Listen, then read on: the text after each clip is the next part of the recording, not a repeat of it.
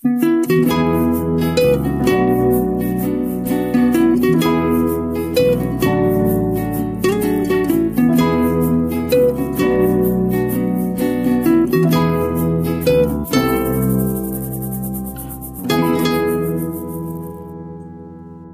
semua, balik lagi di podcast Sam Story, sebuah cerita inspirasi bareng gue Adam. Dan kali ini seperti biasa kita akan mengulik satu hal yang menarik dan juga tentunya dengan gestar yang seru juga. Tapi mungkin bedanya hari ini tayangnya di Spotify tapi di YouTube ya teman-teman. Jadi ini mungkin kita akan coba pindah wadah mungkin ya, kita mau lihat respons teman-teman apakah lebih enak di YouTube atau gimana nanti, dan mudah-mudahan ke depan mungkin kita coba dulu 10 episode dan mungkin ke depan mudah-mudahan bisa juga ada versi video yang lebih banyak karena kan tayang di YouTube ya. Nah, belum teman-teman ngobrol di episode kali ini, kita mungkin ada beberapa hal yang aku mau sampaikan dulu ya. Mungkin ya hari ini kan akan banyak ngobrol tentang biasanya ya kan di balik setiap talk show atau webinar atau podcast yang sukses gitu ada sosok yang memegang peran krusial ya, tapi seringkali nggak dapat sorotan atau sebesar gestar gitu ya. Nah, ini sebenarnya posisi yang kayak aku jalanin saat ini kali ya. Apa bilang sebenarnya ya sebenarnya sama kurang lebih, tapi coba mungkin penamaan aja yang berbeda dan mungkin dari dunia itu ya hierarkinya bergeser ya. Kalau sebenarnya kalau di kantor atau perusahaan kan kita dari bawah dulu ke atas, tapi kalau ini kan kayaknya pekerjaan yang menggeser ya, jadi host, moderator, podcaster, terus apa lagi ya, mungkin penyiar gitu ya, itu kan mungkin menggeser gitu ya. Aku nggak jauh beda gitu kerjaannya gitu, cuman beda konteks aja mungkin ya. Kali ini kita banyak juga ngulik kayak dibalik itu tuh sebenarnya tantangannya apa, kemudian apa sih yang harus dilakuin kalau misalnya kita mau sukses di berkarir di tadi host, moderator, podcaster gitu. Mungkin yang kita harus punya gitu teknika atau skill apa, dan mungkin secara karir tuh sekarang seperti apa gitu. Nah ya mungkin itu sih mungkin yang akan kita bahas lebih lanjut dengan gestar kita hari ini gitu kan. Ada Kak Scholastica Sylvia. Halo, apa kabar Kak? Halo Adam, kabar baik, thank you. Kamu apa kabar? Panggilnya Sylvia aja ya, kalau nggak kepanjangan kamu nyebut aku. Oh iya benar.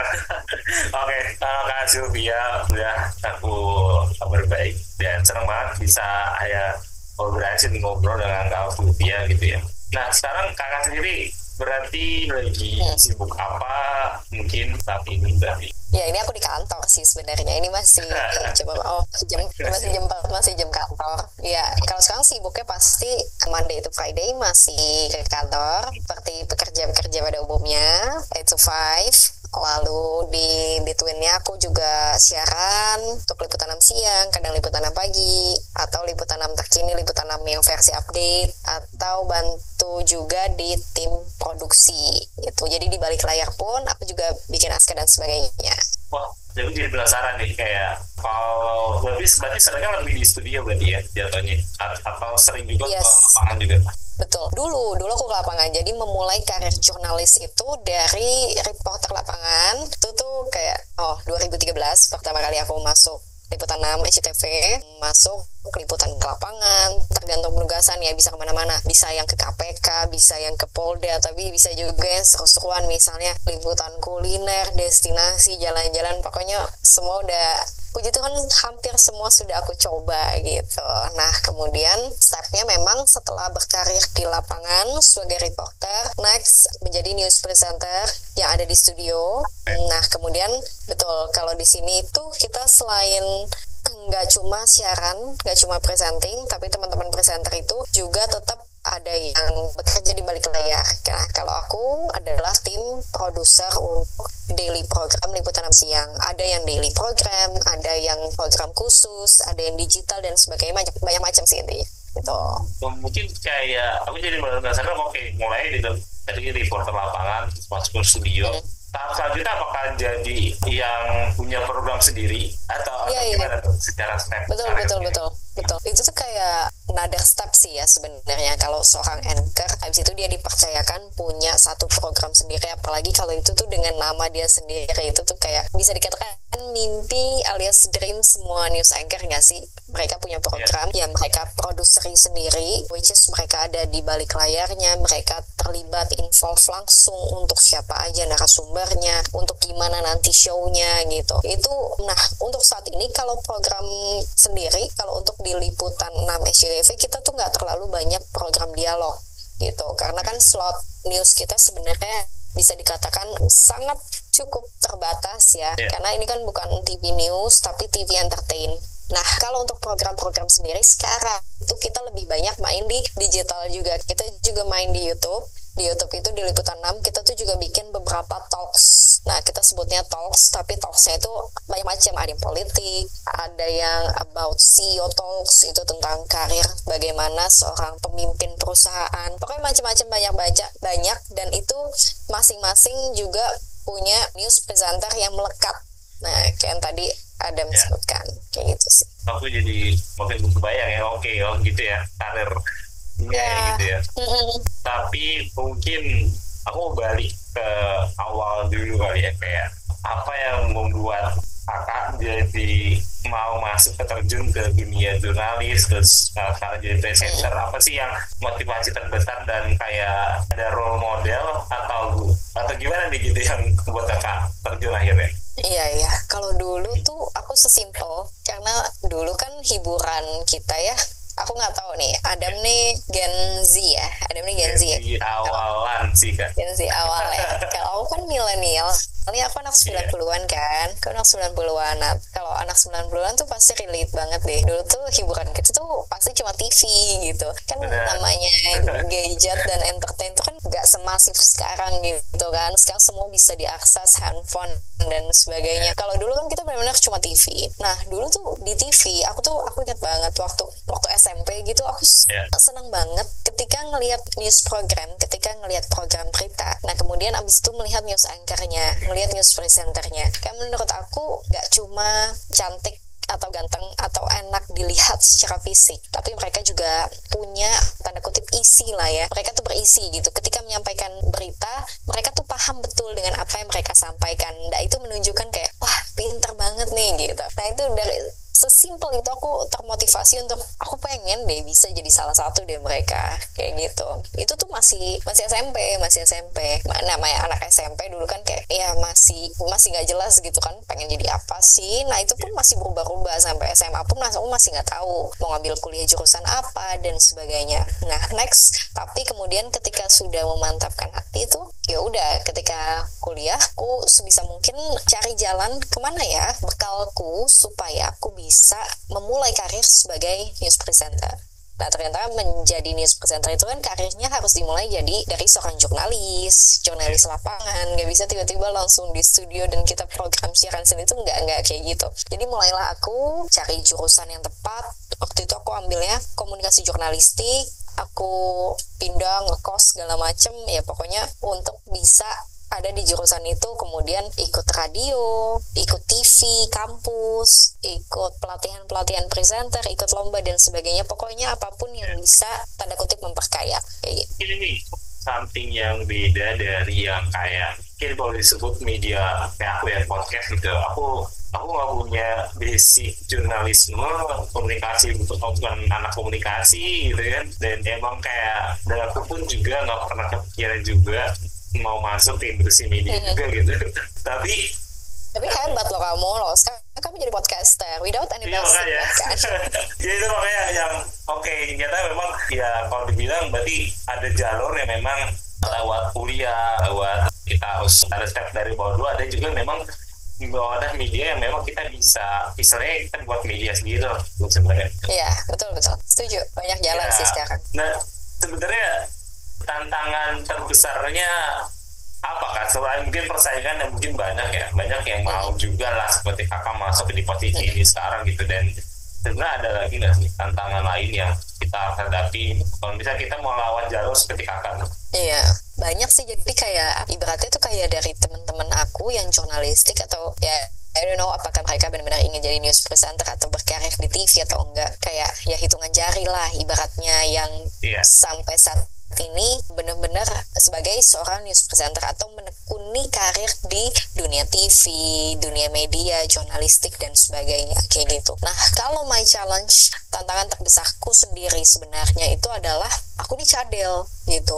Jadi R-ku ini tuh tipis dan susah kedengeran. Jadi memang nggak sampai L sih gitu, masih ada R-nya, masih ada getarannya. Nah, tapi itu kan tentu kayak di awal-awal itu sangat mempengaruhi ya, kayak bisa nggak ya aku menjadi news presenter yang kita dituntut untuk melafalkan vokal kata-kata secara jelas supaya audiens atau pemirsa itu nggak ambigu ketika menerima news gitu. Tapi dengan tanda kutip kekurangan aku, apakah aku mampu mengatasi itu? Nah, itu benar-benar satu challenge terbesar sih yang aku hadapi selama bertahun-tahun. Karena jujur aku sempat kepentok nggak bisa presenting kalau aku nggak selesai dengan huruf R-ku ini kayak gitu. Jadi itu berarti problem solvingnya berapa tahun, berapa lama Kak supaya bisa ngilangin jadi kendala itu yang tadi Kakak betul. Ya, itu tuh lumayan sih Dam. Jadi kan aku 2013 ya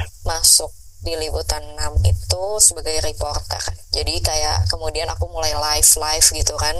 Kalau kalian masih ada yang nonton TV dan melihat live report, news reporter di lapangan, it was me gitu. I did that gitu. Kayak gitu di lapangan dengan berbagai isu. Nah, kemudian aku inget banget sempat ada yang bilang gini, lu tuh gak bakal bisa jadi presenter kayak gitu, cadel kayak gitu. Wah, itu tuh kayak ngena banget di hati aku gitu. Kayak padahal aku di sini kan untuk mimpi yang itu ya, untuk menjadi news presenter gitu. Terus kayak aduh ngapain aku di sini kalau aku nggak bisa gitu. Tapi yang namanya jalan Tuhan tentu kan berbeda ya dengan judgement manusia kayak gitu. Ya udah, tetap latihan, bahkan aku ingat aku sempat ngeles lafal, ngeles vokal supaya pelafalanku ini jauh lebih jelas. Itu tuh sampai pada, seingat aku sih 2 tahun kemudian 2015 aku bisa jadi news presenter kayak gitu.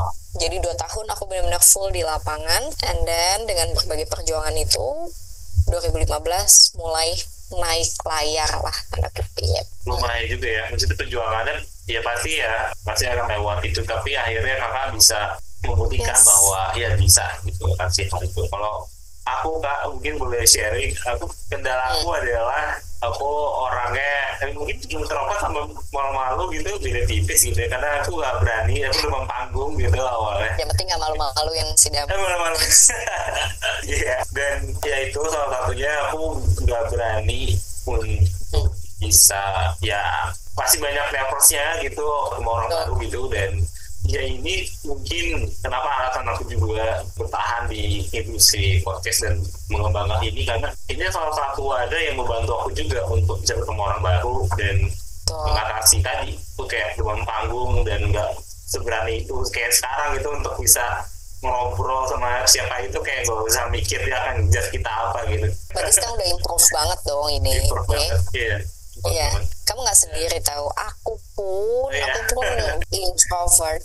Aku juga introvert banget. Kayak sesimpel gitu ya. Dulu kalau di kelas gitu jam pelajaran ada pertanyaan aja tuh nggak berani angkat tangan gitu. Sementara ketika kita jadi wartawan, ketika kita jadi jurnalis di lapangan, kita dituntut untuk selalu nanya ke narsum gitu. Wah, itu deg-degannya luar biasa. Tapi itu men-challenge banget sih. Itu men-challenge bagaimana kita sebagai jurnalis di sini selalu berupaya untuk mengisi otak, mengisi diri kita, belajar lebih lagi, karena kita tuh harus keep up dengan berbagai isu perkembangannya. Itu kita harus tetap update gitu di tengah kayak perubahannya yang begitu cepat sekarang ini kan. Saat ini tuh kebantu banget dengan Google ya, dengan handphone semua tuh bisa kita lakukan dan kita bisa cari beritanya di online banyak banget. Tapi itu dulu awal-awal tuh nggak gitu. Waktu 2013 aku mulai, itu tuh kita bahkan harus baca koran sebelum jalan liputan kayak gitu, supaya ketika sampai di tempat liputan, ketika kita wawancara narsum, kita tuh benar-benar tahu apa yang mau kita gali di sana dan news value apa yang mau kita bawa untuk pemirsa kayak gitu sih. Dan waktu itu aku pernah sih mas, waktu awal-awal dulu sih mulai ke podcast pertama semprot sama, mungkin nanti siapa orangnya aku spill di off record aja karena dekat satu kantor dengan kakak ya. Soalnya dia Aku jadi penasaran. jadi penasaran. Apa? Soalnya dia bilang dia hampir nge-cancel aku, terus aku waktu itu aku nggak tahu dia pindah kantor, terus ya aku tahu dia masih di kantor yang lama, ternyata udah pindah. Oke. Gitu.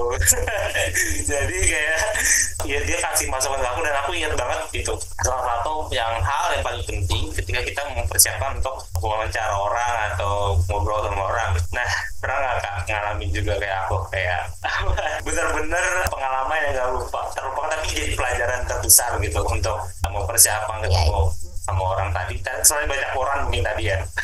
Ya, itu udah so old banget sih, zaman awal banget aku liputan tuh baca koran kayak gitu-gitu. Kalau satu pengalaman yang nggak terlupakan banget, sebenarnya nggak pernah yang sampai kesemprot gimana sih, tapi sebenarnya dari profesi aku sebagai jurnalis, news reporter, kemudian news anchor saat ini, nah kemudian kan aku bertransformasi juga tuh, kemudian aku merambah dunia public speaking, kemudian ngambil berbagai job public speaker, host, moderator, dan sebagainya. Nah sebenarnya yang sangat amat aku ingat satu kesalahan aku adalah waktu itu aku sempat nge-MC satu event dan aku gak sempet GR gladi resik karena posisinya waktu itu ya aku nggak bisa bilang ini kesalahan dia, ada andil kesalahan aku juga. Jadi waktu itu IO-nya menghubungi aku untuk event di tanggal sekian, terus aku bilang oke, aku bisa, tapi ternyata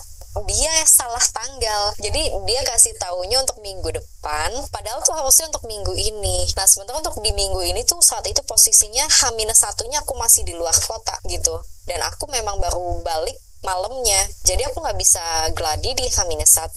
Tapi karena si panitia ini akhirnya memohon, Kak tolong dong, saya susah nih cari orang lagi dan sebagainya, karena udah H-1 ya, aduh susah banget juga ya. Terus kayak ya udah deh, aku dengan ini mau nggak mau ya udah oke, aku bantu kayak gitu. Aku bantu di hari H itu paginya aku udah sempet ke lokasi, tapi waktu itu nggak bisa GR karena masih banyak masalah teknis dan sebagainya, mereka masih ngurusin panggung ini itu dan sebagainya. Lalu tibalah waktu event itu di siang hari gitu ya, aku udah namanya acara kementerian itu, jadi perubahannya itu demikian cepat dan perubahannya itu satset banget. Definisi satset tuh ketika menteri masuk semua acara harus disesuaikan dengan agenda menteri gitu. Jadi kalau yang tadi ada pembukaan karena menterinya harus ada rapat dengan presiden, jadi nggak usah ada tarian pembukaan yang dihilangkan, tiba-tiba menterinya langsung naik untuk kasih opening speech dan sebagainya kayak gitu. Nah disitulah aku kagok karena pertama aku tidak GR, yang kedua aku nggak salah sebut sih, tapi kepleset nyebut jabatan si bapak menteri ini kayak gitu. Dan dia sepertinya nggak terima ya dengan jabatan yang aku salah sebut tadi itu. Nah itu benar-benar satu pengalaman berharga aku sih, pokoknya nggak bisa nggak GR gitu sih, nggak boleh banget. Benar. Wah ini gokil sih. Ini levelnya udah wah gila.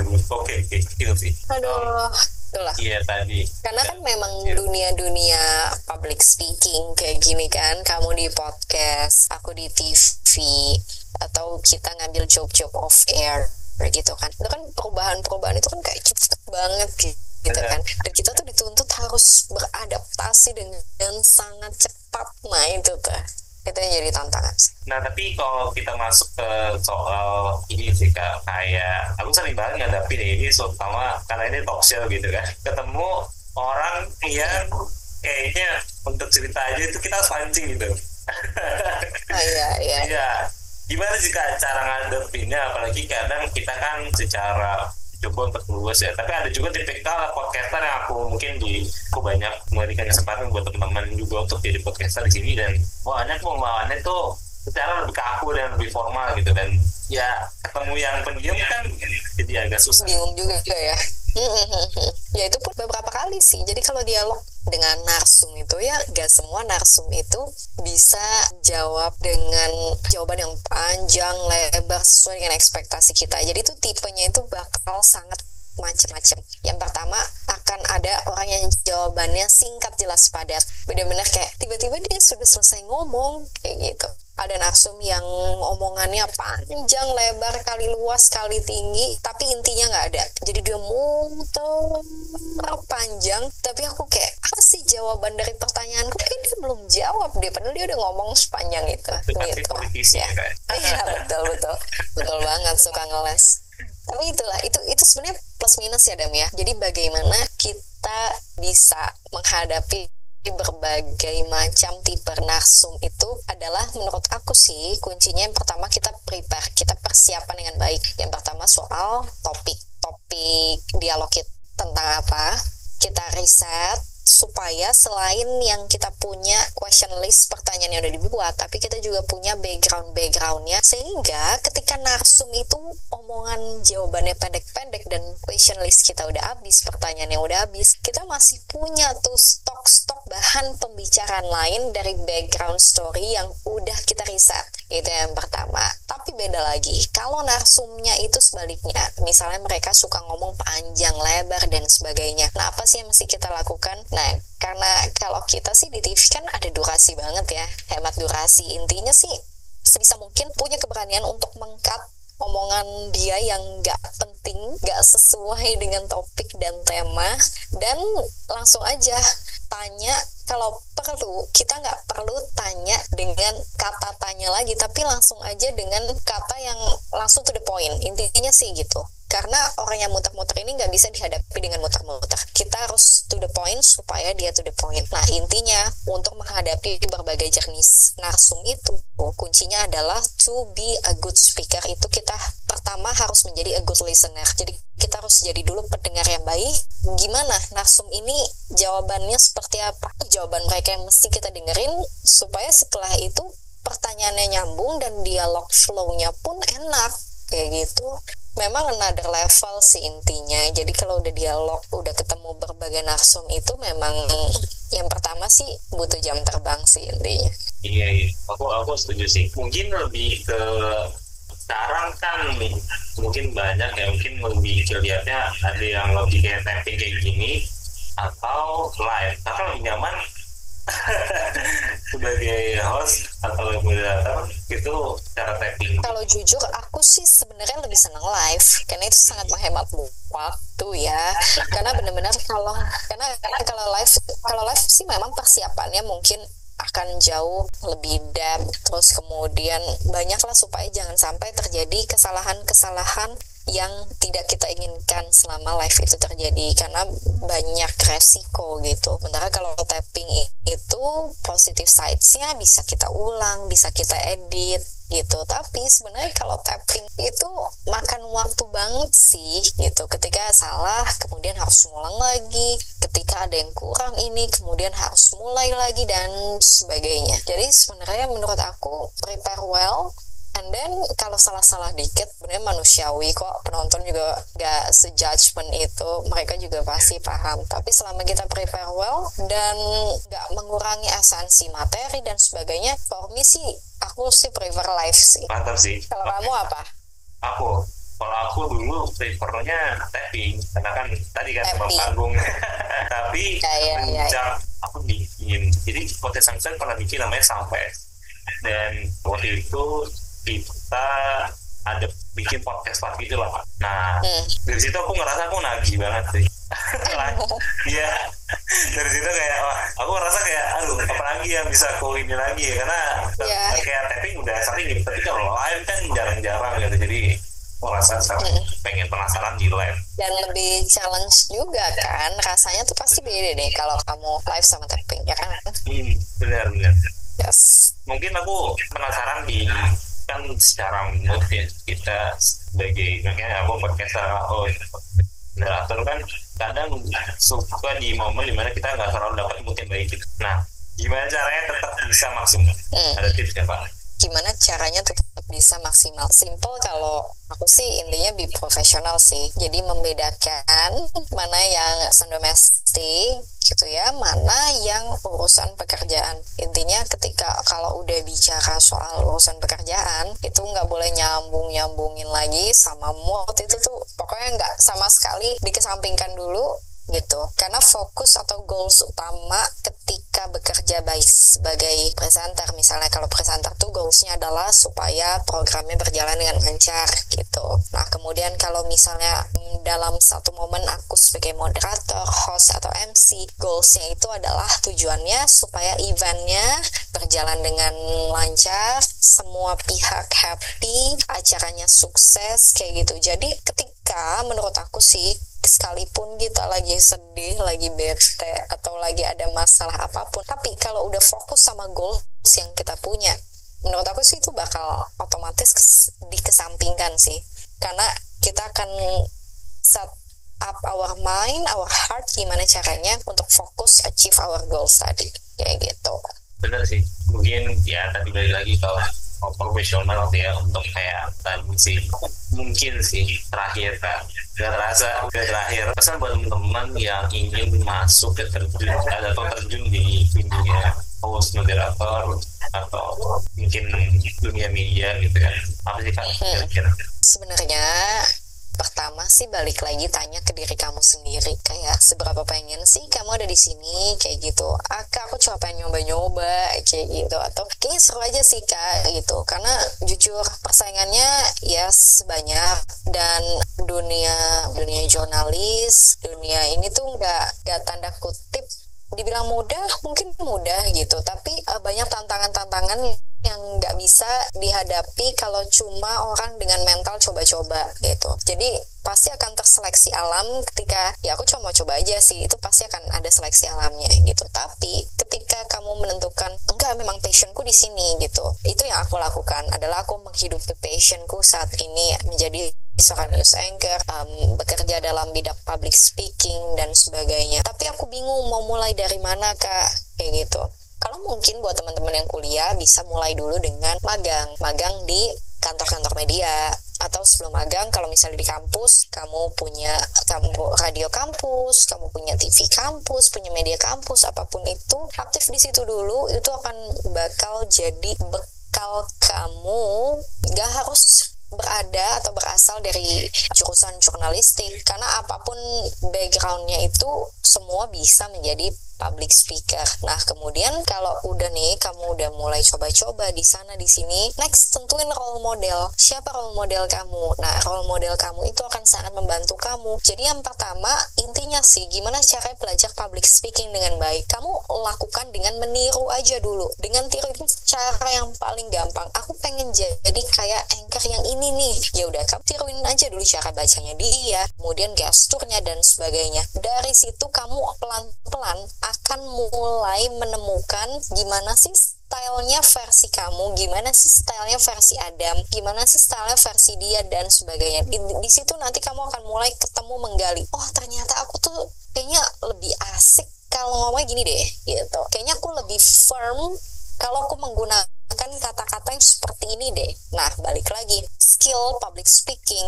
apapun itu profesinya, baik podcaster, baik reporter, baik moderator, host, dan sebagainya, itu gak akan terasah kalau tidak dipakai gitu. Jadi itu hanya akan terasah kalau kamu punya jam terbang. Aku beruntung karena aku ada di dunia yang setiap hari ya memang aku diwajibkan untuk melakukan pekerjaan ini ya. Well, itu memang bagian dari pekerjaan gitu kan. Tapi kan ada yang maybe cuma side job, ada yang maybe cuma hobi aja sih Kak gitu. Nah, hobi-hobi ini yang sebisa mungkin harus tersalurkan secara, misalnya kamu presentasi tetap pakai public speaking skill kamu kayak gitu. Walaupun pekerjaan kamu bukan public speaker gitu. Atau misalnya kalau ada event gak usah event besar lah, event aja di lingkungan rumah, di lingkungan kampus. Nah, kemudian kamu bisa berpartisipasi jadi MC.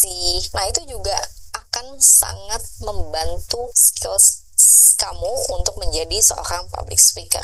Itu sih intinya, benar-benar kalau kamu punya niat, next kamu belajar skillsnya. Tapi kalau skills ini nggak akan bisa kamu perdayakan kalau memang nggak diasah, intinya sih gitu.